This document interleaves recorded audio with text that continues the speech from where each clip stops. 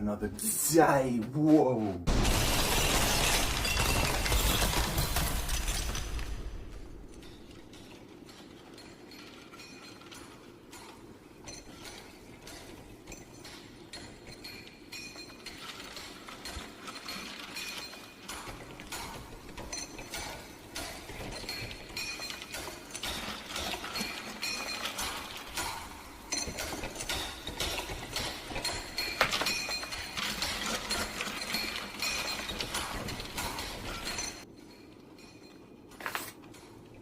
I don't want any trouble. Who the hell are you? I'll give you anything you want.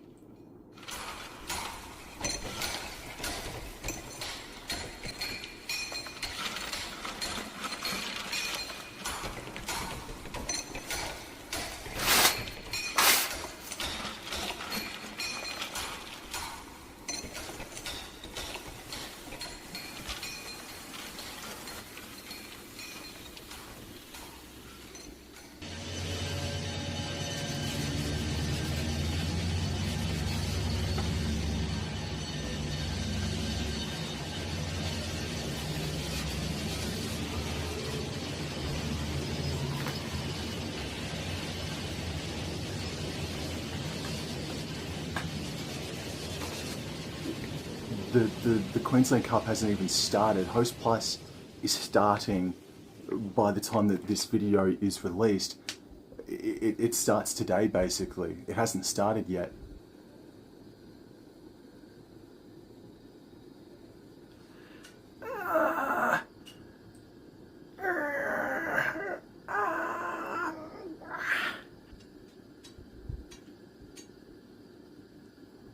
Oh, you've watched both the under-19s men's and women's Mackay Cutters teams, have you?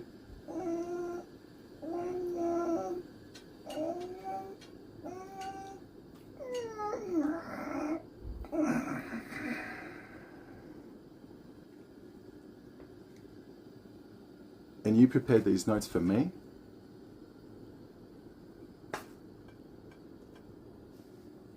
Well, thank you. I guess I can tell the people what your thoughts are. I haven't had a chance to see anything, so it'll be good to reiterate some information. So yeah, okay, I'll do that. That's really kind of you, but can you please get the fuck out of my room?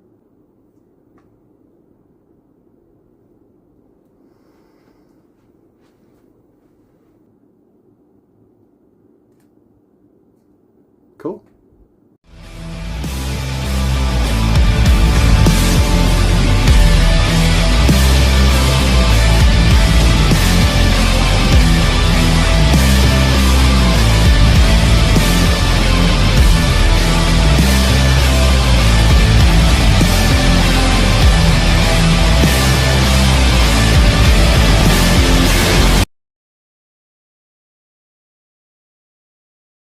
Howdy, welcome back to Wobble Enjoy Sports. If you're new around here, hope I can get you to consider to like the content and subscribe to the channel. But if you are a regular around these here parts, thank you very much for the continuous support. I've promised myself that I wanted to talk about the Northern Pride and the Mackay Cutters in season 2025, and here we are on the eve of the Host Plus Cup kicking off with the BMD Premiership coming up in the month of June. But what has already been going down in rugby league action in Queensland is the Harvey Norman Women's Under-19s and the Mal Meninga Cup as well. And I've been keeping an eye on all competitions below. So starting off with the Mackay Cutters Under-19s women's team in the Harvey Norman Premiership. This team won the championship in 2024, and there was an emerging Under-19s Queensland Origin squad that came out a little earlier this year, and there are a handful of names that are playing for the Mackay Cutters Under-19s team that have been selected in the emerging squad for the Under-19s. But before I get into those individuals, I need to let you know that the Mackay Cutters, there's only 6 rounds in a season for the Under-19 championship, and they're about 4 rounds in, and they are on top of the ladder. They are undefeated with 4 victories, and they are the champions, the defending premiers, coming into the season with only 2 rounds left. if they win this weekend against the Blackhawks on Sunday, they're just about locked up for a finals berth. Now, the players that you'll need to be looking out for in the future, one of them is Caitlin Tanner. She is the halfback for the Mackay Cutters, and she has a train and trial deal. I'm pretty certain about that with the North Queensland Cowboys. Her play is good. She leads the team around very well. Her goal kicking needs to be improved, to be honest with you. But other than that, I think Caitlin Tanner has shown some real strength. Now, I don't know if she is the best halfback for 2025 in the Harvey Norman Championship for the under-19s draw. I don't know that because I haven't been watching every single team. But from what I've seen, what she's produced in 4 wins to start the year, she's done pretty bloody well, and she wouldn't be going as well if she didn't have a good halves partner. Her halves partner is Paige Mooney, and her kicking game is subtle. It's nice, and she has a nice running game. She's got a couple of try assists, a few try assists. I really like Paige Mooney's work. I think she's just an honest toiler, to be honest with you. A great foil for Caitlin Tanner, who is really running the show. But Paige Mooney, man, she does have a touch of class about her, if you don't mind me saying so. Now, the fullback, Jennifer Kimber, whoa, we might need to get used to this name over the next few years, because the 4 games that I've seen her in, and the reason why, and she is one of the names that has been named in the under-19s Queensland squad. Jennifer Kimber is something special in waiting. Now, there's a lot of rock, there's a lot of dirt that needs to be chipped away at this gem, 100%. But from what I've seen from Jennifer Kimber, she is a Scott Drinkwater clone, just about. She is very creative, but she's got some Milo with her speed, man. She can go from go to woe very, very quickly. Love the work that Jennifer Kimber has been able to get through in 2025. But my favourite part of the Mackay Cutters under-19s team is their forward pack. Ladies and gents, this is a woman that I'm so excited for. Her development is going to be rapid. She is going to climb up the ranks very, very quickly, and she might find herself in NRLW, not this year, but next season. I'm talking about Ella Cronin-Flanagan for the Mackay Cutters under-19s team. This human being is North Queensland's Big Red, with all due respect. Ella Cronin-Flanagan is hardworking, making 15 metres every single carry, with 5 of them being post-contact metres. This Ella Cronin-Flanagan, you need to watch out for her in the next couple of years. And if you don't, she's going to catch you by surprise. She's going to rise up very, very quickly. And she's doing things in tandem with her front row partner in Mackay Tupou. These 2 forwards, starting props for the Mackay Cutters team, are absolutely dominating. In the games that I've seen, only 4, but in the 4 games that I've seen them play this season, they've absolutely dominated.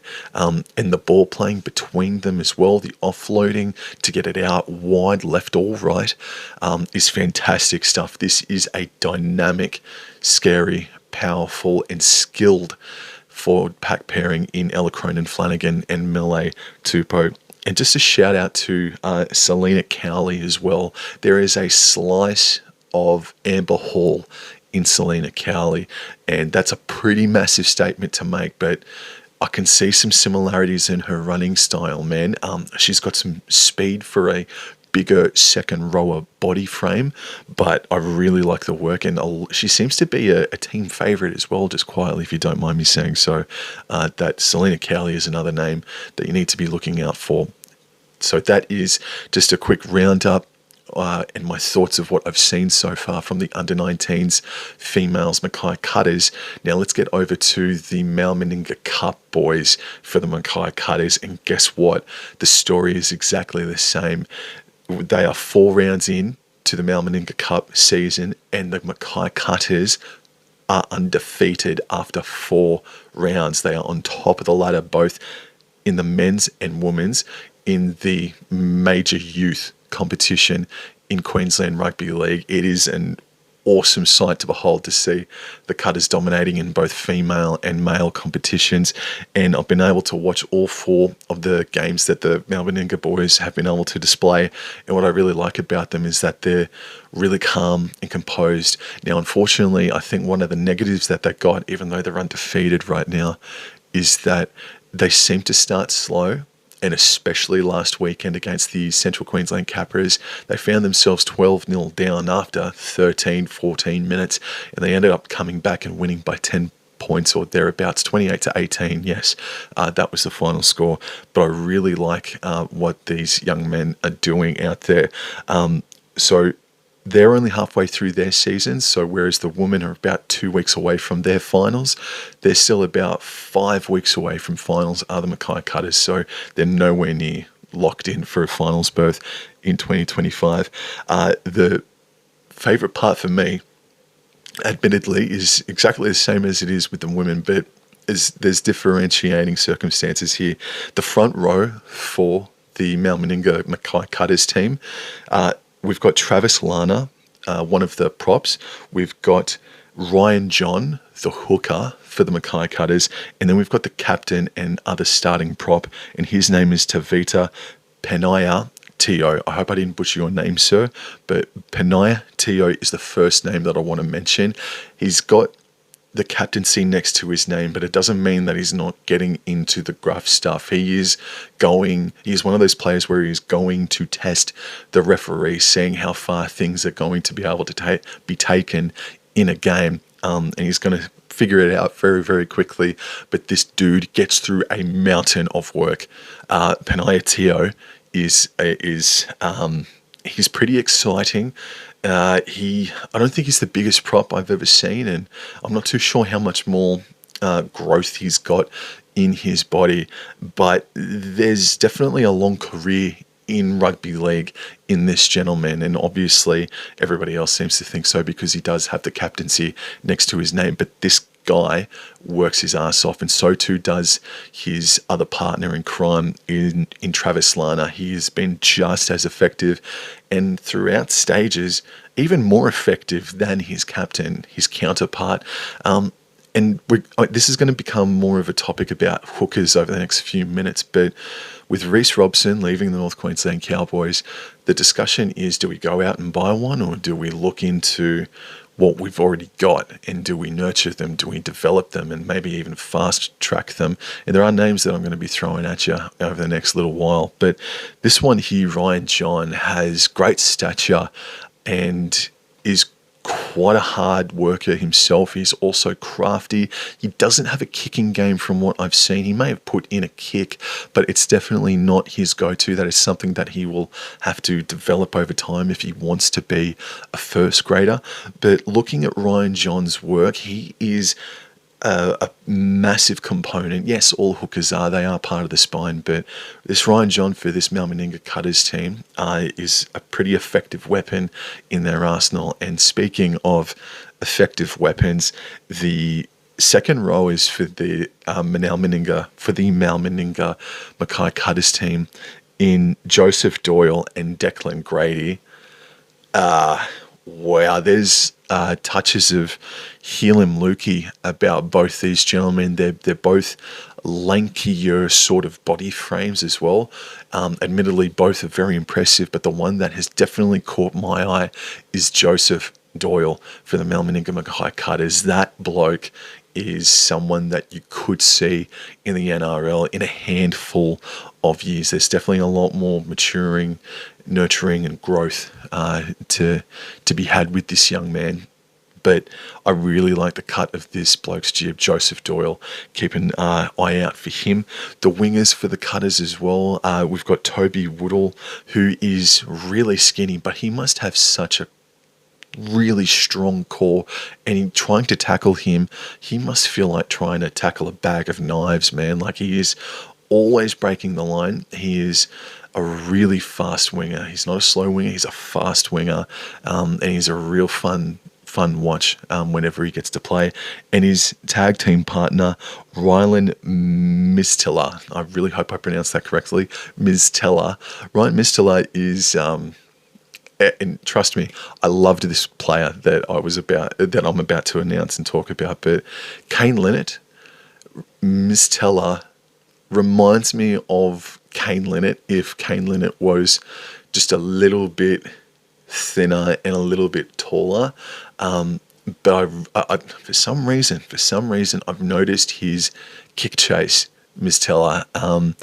I really like this fella. I really like Ryland Mistella as well. He just reminds me of like a younger, skinnier Kane Linnett sort of thing. A very tough worker indeed. So Mackay Cutters in both the major youth competitions in Queensland are undefeated after 4 rounds, and the girls are a fortnight away from finals kicking off, and they pretty much need to win this weekend.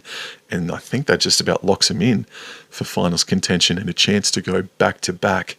Whereas the Malmaninga boys, they're killing it. And they play a really good brand of footy as well too, the boys do. Very entertaining stuff. Now, conversely, for the major youth teams in the Northern Pride, in both the male and female, because my bias is ahead of me, they're a team, or they are teams that I just have not been able to watch effectively, and I don't want to give you a BS report. But from what I've seen, and I've watched a couple of games from both the male and females, I'll give you a couple of names that I think look really good. For the women in the under-19s competition for the Northern Pride, I think that Layla Geck at hooker for the Pride has been sensational. And reading up the stats from the games that I haven't seen, it reads like she has continued on to be a sensation. Layla Geck, I really like her work ethic, and I think it could nab her a hooker role somewhere in the NRLW in the next couple of years, whether that be in Queensland or as a part of an expansion team or what have you. But I think Layla Geck has got a future in NRLW. And then going into the Malmaninga Northern Pride team, this one's more of an unknown for me, but I will say that the hooker for them is Cohen Emmy. Saw him primarily play in that first contest against the Mackay Cutters and saw bits and pieces here and there, and I'm not going to bullshit, like I haven't seen every single game so far, but from what I've seen, I like the work of Cohen Emmy. Now, in this Malmaninga team for the Northern Pride is Zach Herdigan. You may have heard of him. He broke, or nearly broke, Tom Dearden's fitness level record in the off-season. Well, and this is going to dovetail into evolving from Malmaninga to Host Plus Cup in a second, is that Zach Herdigan, he's played the first 4 weeks of the competition in the Malmaninga Cup. Now, with the Host Plus Cup kicking off this weekend, Zach Herdigan has been elevated to start at halfback, or 5'8", I should say, for the Host Plus Cup Northern Pride. So the under-19s team has just taken a massive whack. Such is Zach Herdigan's form in the Malmaninga Cup. So that is fantastic news for Zach Herdigan, and he probably will see himself to be a Queensland Cup player for at least the next 3 seasons, until maybe another opportunity does arise elsewhere. The other player to note as well, Caden Lars, the son of Tom Leroy Lars, has been playing for the Northern Pride in the Malmaninga Cup, and unfortunately he's been ruled out this weekend. I do not know why. I apologise for not having the relevant info, but he's not playing this weekend. But that's just another name that I wanted to put out there. But the 2 Northern Pride names that I just wanted to make sure that you guys heard about was Cohen Emmy for the male under-19s team, or Malmaninga Cup team, and then Layla Geck for the under-19s Harvey Norman Women's Premiership team for the Northern Pride. Now let's talk about the Host Plus Cup for the next couple of minutes. So we'll start with the Northern Pride first. This has got more sprinklings of North Queensland Cowboys first graders within their team, and the Northern Pride, they've got Zach Laybutt, and they've got Robert Derby, and allegedly at the moment I believe that they're actually going to be a winger centre combination exclusively on one side of the paddock this weekend and maybe for the rest of the season. And that was the that was my dream round one combo heading into 2025 for the North Queensland Cowboys. And obviously that is not meant to be for a couple of reasons. But it's good to see that Zach Laybutt finally is going to have some fair income contact, not saying that he hasn't already in training and getting better from his injury, but he has got some fair income competition this weekend finally. And so now it does just turn on the oven for Jackson Purdue. He's got to be given a chance, and I've said my piece about Jackson Purdue for sure, but it now just really turns things on a little bit, or turns it up a little bit hotter on Mr. Jackson Purdue, knowing that Zach Laybutt is starting to play fair dinkum footy again, starting this weekend. Robert Derby is a part of the team as well. Zach Erdogan, aforementioned, elevated from Mal Meninga to Host Plus Cup. Jake Clifford is the halfback for the Northern Pride, probably for the next 6 weeks or so, unless if, touch wood, Tom Duffy does or does not have a good go at first grade. The other names there, Trevelyan for the Northern Pride. This is interesting. I was talking about Ryan John before and talking about hooker prospects that could come to be at North Queensland. Trevelyan, he shifted his butt down to the Canberra Raiders a few years ago, and he has just been injury plagued ever since. But he is a classy hooker with a kicking game as well. And I think this is a huge year for Trevelyan for the Northern Pride. If Northern Pride make the top 8, he's obviously going to be a key contributing factor. And if they don't, Trevelyan wants to make sure that he keeps himself at like a 7 out of 10 all throughout 2025.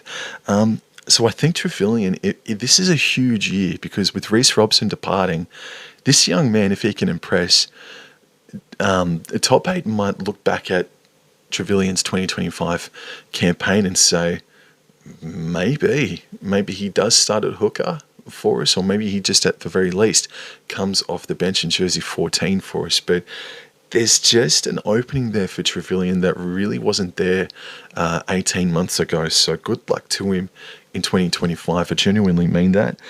Marley Bitungan also plays for the Pride. And then the big one is Jeremiah Nene.